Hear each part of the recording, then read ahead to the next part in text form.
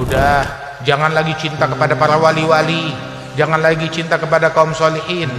Dan misi ini dijalankan dari dulu. Ngapain?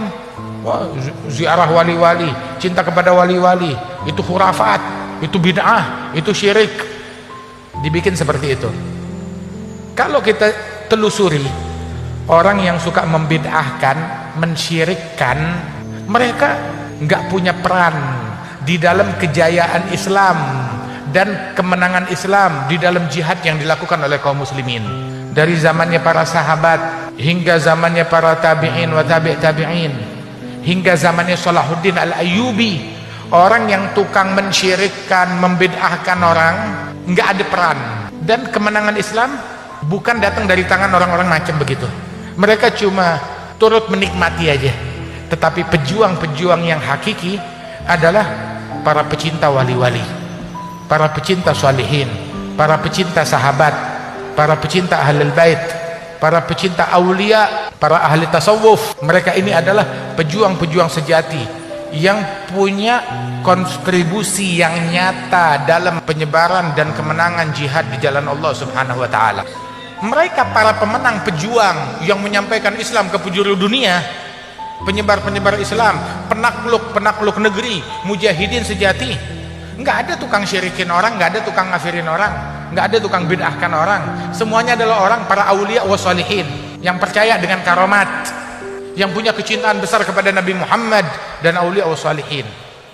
Sayyidina Salahuddin Al-Ayyubi itu, beliau adalah orang yang terobsesi dengan Ihya Ulumuddin. Beliau mengikuti Thariqah Ghazaliyah, ngikutin jalannya Imam Ghazali, mengamalkan apa yang ada di dalam Bidayatul Hidayah, terutama kitab Ihya Ulumuddin, menempuh jalan tasawuf hingga menjadi sosok Salahuddin Al-Ayyubi. Dan ini adalah di bawah kepemimpinan beliau umat Islam meraih kemenangan, merebut, mengembalikan Baitul Maqdis di tangan kaum muslimin. Ba'da Sayyidina Umar ibn al-Khattab radhiyallahu anhu ardhah.